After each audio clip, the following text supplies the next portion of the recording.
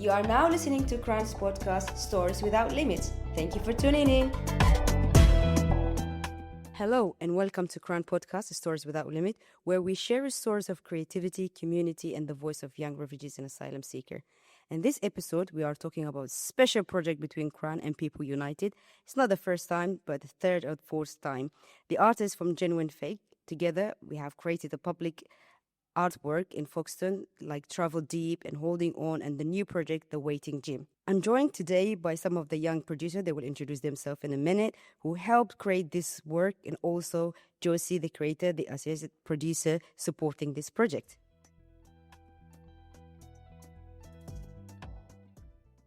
Thank you, everyone, for being here. So I'll pass it so everyone can introduce themselves, starting with you, Josie. Hello, I'm Josie Carter. I am creative producer with The Studio, which is a collaboration between KRAN and People United. Hi, my name is Dania Kaladi. I'm a studio producer and I get this opportunity through KRAN. Hello everyone, my name is Ibrahim and I've been working with KRAN for the past 2 years, and that's how I got introduced or connect with People United. So I got connected through the KRAN and I've been a producer for the third time. Hello everyone, my name is Jafaru. I've also been in KRAN for the past 2 years. I've got this opportunity through KRAN, which is really amazing, being a studio producer, and it's really amazing to try different things and learn new skills also. Hello, Ryan. My name is Mata. I'm studying student of KRAN, and I'm producer for People United. Hello, my name is Gurmalam. I'm from Eritrea and second I'm British. I am a studio producer in People United, connected with KRAN, Kent Refugee Action Network. And this is my second year time studio producer in People United. Thank you, everyone, for introducing yourself. So I'll start with Ibrahim. What does being creative producer mean to you? Okay, for the start, I did not have any idea what does it mean. But for being involved in those two art pieces that we've done, so I got the ideas now, so we've been doing. And it's not as hard responsibility as I thought in the start, just by the name, as this, like producer, we'd be producing something, which did not have any idea, how am I going to be doing that? But having more studio producers and having help of each one, it helped me a lot and made it so easier. And giving your ideas and knowing that your ideas been heard and how your ideas can be developed. Sure. And hearing our ideas, the artist, and she gives us her ideas. How can we work on these ideas? And it's all about coming up, working together and getting to something special, which I believe that we've done so far. And as for I've been we've talked about it as we've got the teaser of this, and I saw the trailer, and it was very nice, and I just can't wait to see the whole film. Do you feel like it was helping you express yourself from before, that way you thought? It made it so easier. Sure. As for doing every time, it made it so easier. And by doing every time, getting more experience and using those experience into a new one, and it helps a lot and made it easier. And I'm still learning. Indeed. I think one of the things that I like about art, you can't go wrong with it, and everyone can just see something and then just say, that's how I see it, and then that's how I take it. And I think it's I don't know how it would be to Josie. So it's because obviously you've worked across many socially engaged with projects. What makes this a studio and this collaboration with young people is different for you? Well, I really love the opportunity to get 6 fascinating, totally different creative minds in the same room and working together. I think the thing that makes the studio different is that this role, studio producer, that we have is totally unique to the project. So the fact that we have this group, we're working together to commission artists to help them form and shape their ideas and feed into the concept of the artwork. and then help on the production side and lead this process of like making the art of physical reality. And then afterwards being able to present the idea to the world, having the young people of KRAN specifically, who have such a powerful and specific message to kind of share with the people of Folkestone. That's, I think, really exciting, and to be able to do it in such a dynamic way where we have an immersive artwork to share with people. I think that's the thing that makes this project like really have tangible impact, because we're shaping conversations about migration, about our society, and about the lived experience of being, in and within, inside and outside of the UK asylum system. From people who have lived experience to people, the people in Folkestone who might have lots of ideas and thoughts and, maybe some wrong information about what that experience is. And to shape that conversation in a way where we have control of the narrative, and we get to tell people something very different than the media will tell people, in a way that their memories of this experience will be kind of tinged purple and neon green. I think it does link with what we see nowadays, and there's so many elements that you've I think you spot on in a way of how is it connected, and having just having a conversation with the inside and the outside. And then that's because of the shaping the narrative of what being presented. And I guess it's like he's mentioning about sharing, and that's something that a lot of people kind of misunderstand about our migration story or refugees story of like it's about taking rather than like sharing. And I guess something is going to be presented in that aspect. Yeah, like, this group of the group of studio producers, we've been involved every step of the way in making this artwork come to life. And that actually the great thing about having an installation, so it's going to be taking place in a shop front on the high street of Folkestone, and that we will welcome people into our space. We set the terms for what the conversation is going to be, and that's a really powerful position to be in, I think. That's so great. And let's dive into the whole idea of how is it started. If Javara can just tell me a bit more of like what's the waiting gym, what's the inspiring this idea, and how does that connect it to your own experience of waiting? The waiting gym, basically this idea come on.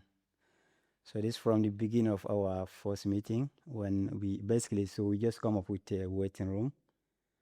And then basically we've come up with some example, like for example, exam result, or waiting for exam result, or waiting for an NHS appointment, or waiting for the bus.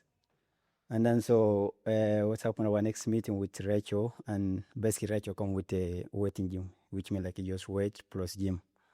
So basically this idea mean like while you're waiting, you're doing something like gym, mean like you're doing some exercise. For example, you do some movement, or you do some dancing, you do some walk around, which make it you feel like you don't feel bored while you're waiting, So I mean, yeah, we all know that this kind of idea is really cool as well, kind of like waiting gym. So basically it's all start with waiting room, and we just change the topic from waiting room to waiting gym. Yep. Yeah, I would just like to add the waiting gym, as Jafar mentioned, is coming from waiting room and jump to gym, which is not going to be a gym, but is a gym that is in mind and physical, and having the taste of it. Was as we all wait and do some activities while we are waiting, nodding head, nodding legs, nodding basically what I'm doing to you now. whatever whatever people doing while they are waiting, in any way of waiting. Sure. So then I mean, we have this big waiting of the young people waiting for age assessment, waiting for the exception of the permit stay here in the country, and refugees, whatever, waiting for housing. It just really, really a lot of to take, and how they wait, like in a stress way, screwing the phones, whatever is. Yep. And the gym comes from the artist Rachel, and it's very amazing how she done, and how she connected to it, because it's not a gym house it's gonna be, but it is the way that all the activities we do, and we have different type of things that people while they're waiting they will do some exercises, so which is the way of waiting and yeah. I think when I heard the first time, like waiting gym, because to be honest, I don't like to go to the gym. But I think it's the idea of like just by explaining what the waiting is just it does hold so many aspects of how the young people they're waiting for so many things, and then a lot of people misunderstanding that they just sitting doing nothing. And I guess it's just I don't want to take it to political aspect of like what's happening, but again, it's understanding of like behind every title that when it comes to art there is deep understanding, deep like a meaning. And I guess it's like from now I'll be happy to waiting at the gym. And also like it's just like to think that it's just waiting is not just only a physical, but as you mentioned there is obviously your mentally capability of just waiting for something to happen, or but you doing something in the gym, you do exercising, or you doing shifting that kind of aspect from yourself. And I guess it's like go back to Josie, and so from your perspective of you did mention earlier like of the connection of how obviously the public and then the young people as well, like of sharing and welcoming, how does you feel that art that can tell stories, there's so many things that going on, but how do you feel like as an artist that how the art kind of tell that stories and the belonging and resilience of the young people nowadays? I think public art especially is all about telling stories for general audiences to take some. I think it's really exciting and unusual that we get to take the real specifics of the lived experiences, the quite varied lived experiences of this group of young people, and then the wider experiences of the young people of KRAN, and communicate that out in a way that's engaging and physical and fun. Actually, it's like they're quite hard, it's quite serious topics about waiting, about migration, about endurance, actually enduring some of these really hard feelings and experiences, and oppression and unfairness, and these, you know, these really complicated systems.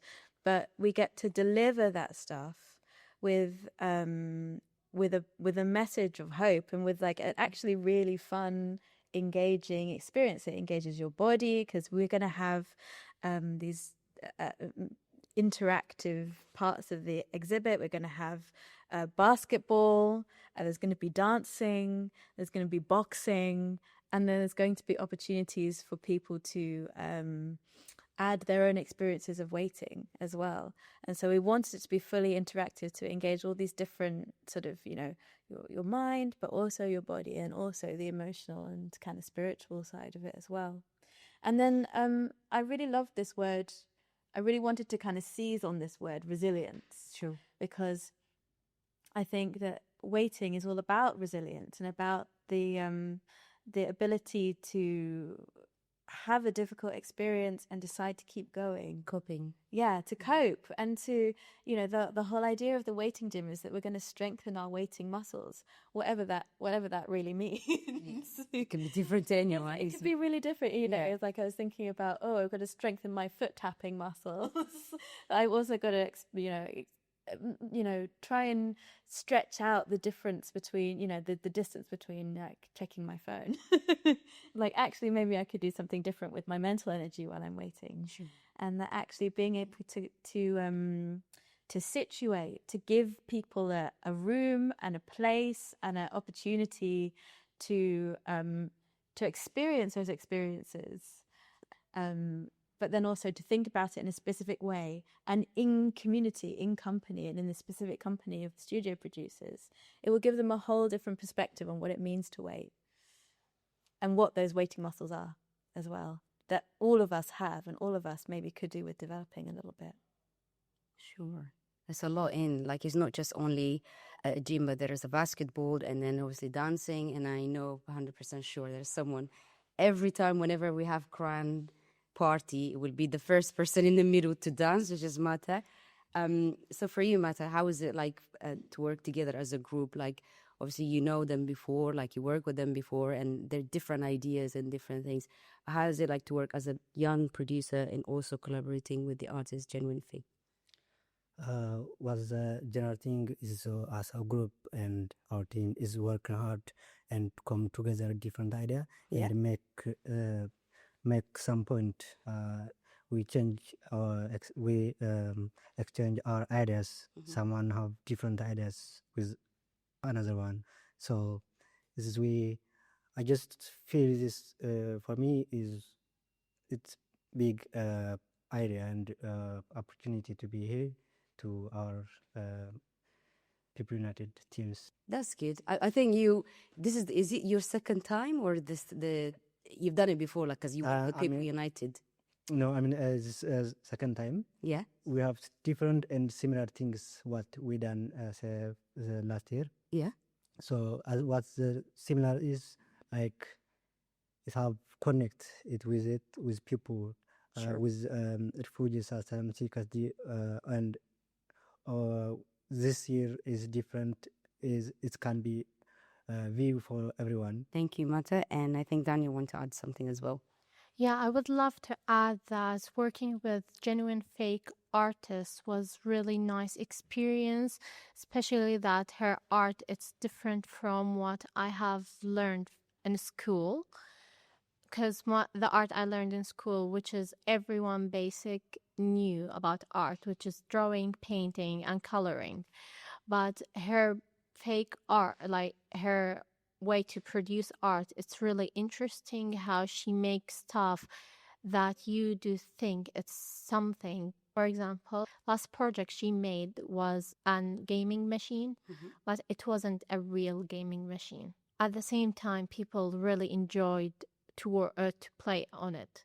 It was really amazing and interesting. Along with that, working with the amazing group was really interesting for me because this is one of the first times in my life working with people who gives me really different opinions about art, and also they are not that much artistic people. Sure. Like, because when I had art group work at my school, always me and my friend had like similarities with our opinions about these things.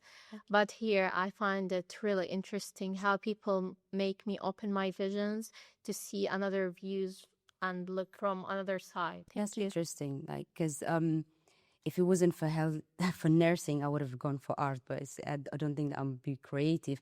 But I guess it's like, again, you did say that it just gives you a view to see like thing from a different point of view again. I think I would love to see the artist in that perspective, because you mentioned that her art is so amazing, and I guess Josie would know more about it. This thing is like inspiring again. I know there's for more aspect of a lot of them, of the young producer they mentioned, what they inspire them, but just want to know more what's inspiring part of seeing the waiting gym that come to life. Well, I mean, I think the most inspiring things are partially they've just already happened. Sure. And they're partially just about to start. So I think my really most favorite thing about working on the studio is seeing all these different minds, all these different skills, all these different approaches kind of come together to make one big artwork. And I think that's been a constant thing in all three of the artworks that I've worked on with the studio, is that lots of different people who may or may not identify as artists have all found ways to collaborate and be creative and add their voice and add their ideas to not only what gets made, but how it gets made, and how is it that we extend the invitation to get involved with this artwork to different people and to the public as well.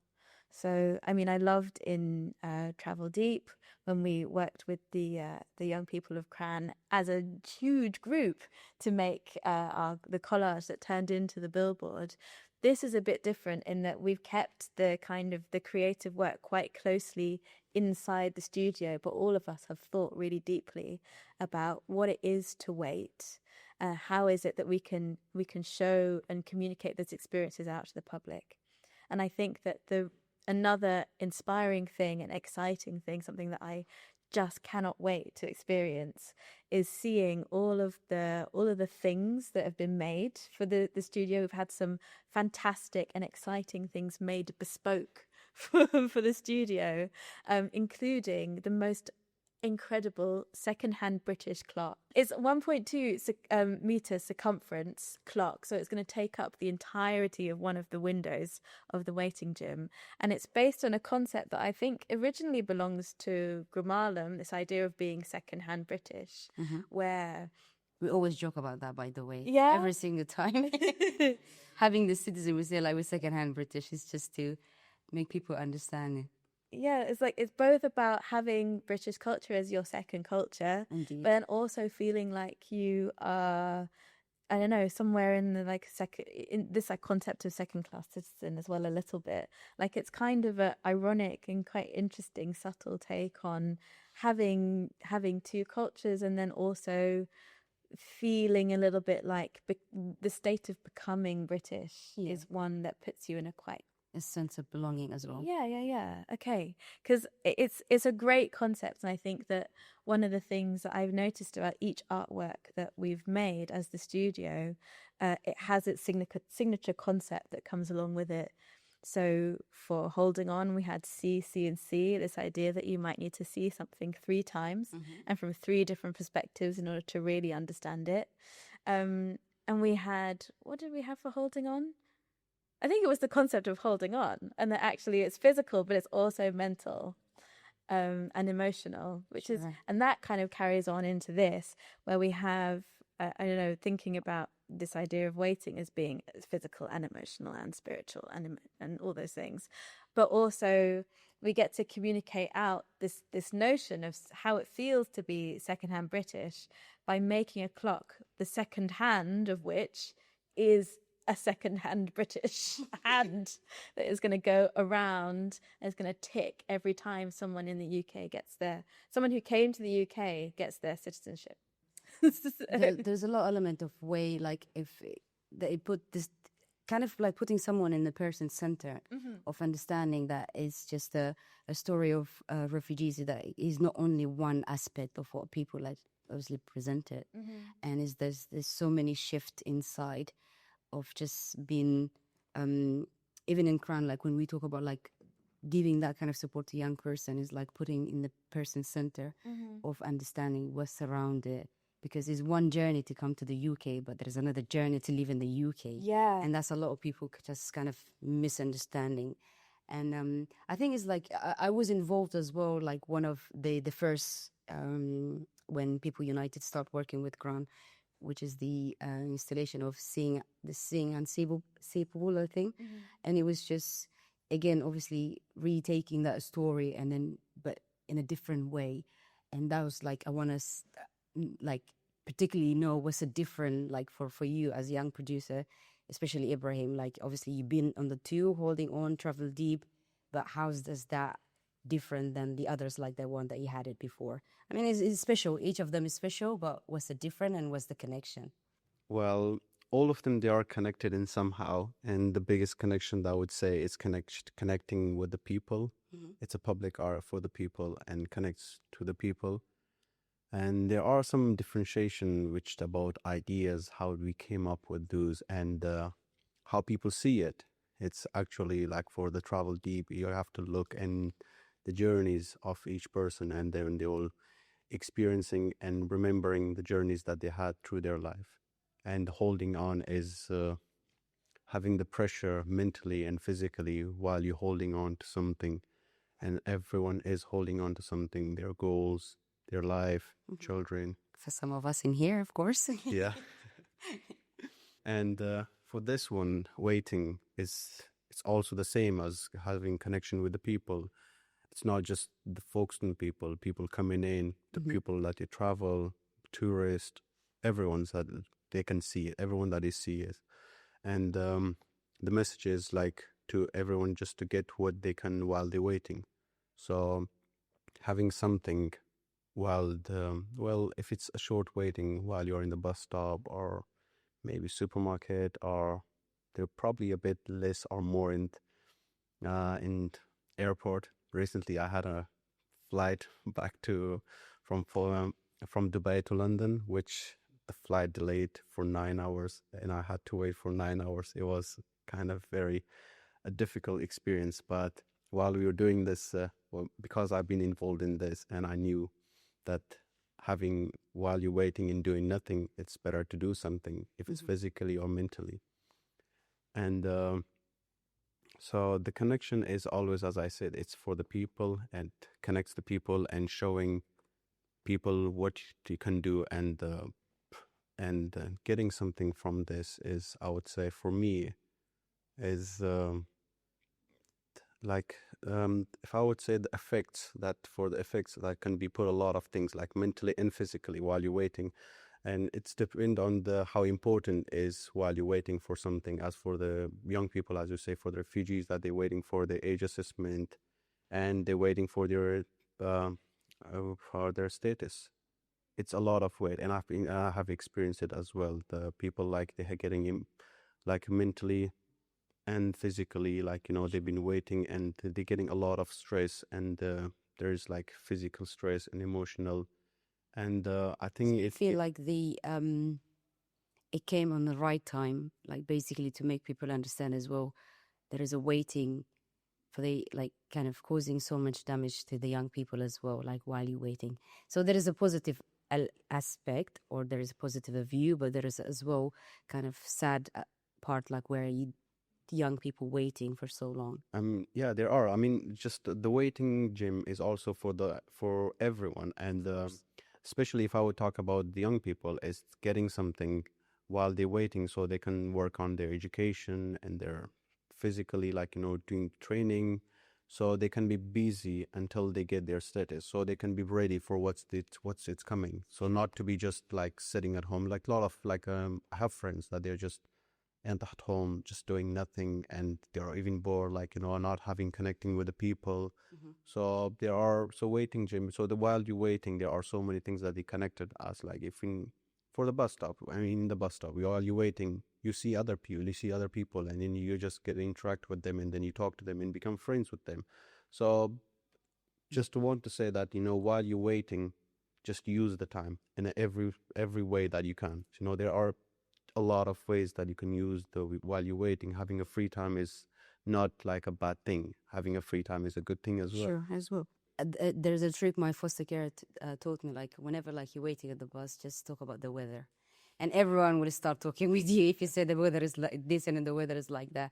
And it's that kind of connection, like make people to connect, or talking like about if they have a dog, so like you're saying this and that, and then people will start talking. So simple things that can connect us. Definitely. As is for the waiting, if you have the same type of waiting as for the bus stop, if you're waiting in the bus stop, and you see the others, they're waiting, so you have the same point, so you can just talk about that, and then having a connection with others. Why the bus is still now didn't show up? Why the bus is? What I'm bus joking. is It can be different things. But yeah, thank you so much. And I think it's this. We summarized the whole things. But again, I feel like one thing I would take away, that there's lots of it, but I guess it's the most of it. I would be like, this came in the right time of what's happening nowadays in our society, of like raising awareness, one element, but also embracing the work of the young people, and then showing that while we're waiting, there is a lot of things that we still connected and we're still doing. So I think I'll be happy, like everyone, they have message to say to the public, to the young people who will listen to this podcast, or anything that you feel like they would be like, hey, come on this launching date, just come and see our artwork. A short thing you? I would like to add into it is that nobody think of waiting as something, I don't know if I wanted to like give a specific word, but not simple word, as not to think of it as a bad way. Think of it as an opportunity of doing something new and experiencing something new. Indeed. Jessie? I think the message I really want people to take away from the waiting gym is, if we can wait together, what else can we do together?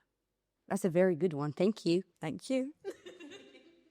I just want to add something is a little different, maybe same. Yeah, I just sure. want to say, we say waiting gym. It just means like we don't know it has happened to afterward, if not.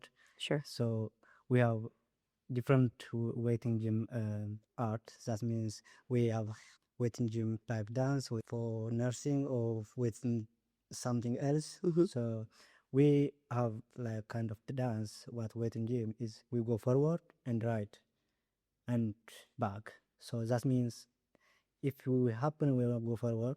If not, we'll be right, and if not, we'll be left and back. We're waiting again. So we still continue, like we're not like, Yeah. it's not stopping, because it's waiting for people to think that, oh, I'm waiting here, but there is continuous going. Thank you. Yeah. Teparu. So my message here is that there are lots of things we can do while we're waiting. So instead of just waiting, there are lots of things we can do to help us for mentally, our physical health and our mental health. So there are lots of things we can do. Yeah, that's all my message for now. Well, waiting is not a bad thing, as Ibrahim said. Waiting is a good opportunity, or long distance is a good opportunity. Having a free gap in between is a good opportunity to think what you have gonna have in results. So waiting in anywhere else is, my message would be, use it, that waiting time or waiting a second, for a good thing. So I'm sure this waiting gym exhibition will teach and will knowledge people in so many ways. And for the people like refugees or immigrants to become a British in 10 years, it's not going to be a bad thing. It's going to be a good way of living. So that's what it is now. It's just 10 years. It's not going to be a bad thing. So just take it as a good way and do it a good thing while you are waiting to be a second-hand British. Thank you so much, Gurmalam, for sharing your thoughts. Thank you, everyone, for being here and for taking the time of not only just sharing the story of the art, like the project that you're doing, but also like having a deep meaning of what is you going to be present, but also what is your thoughts and ideas of how people, for the public to kind of understanding our story, not only just for you, but every young person who comes to hear. So thank you so much. Thank you to everyone who involved for sharing your experience and insight with us today. Project like the Waiting Gym shows the power of art to create space of connection, belonging, and imagination. And thank you for our listener for joining us on Stories Without Limits. Don't forget to follow the podcast to hear more voices and stories like this. Till next time, stay tuned and stay connected.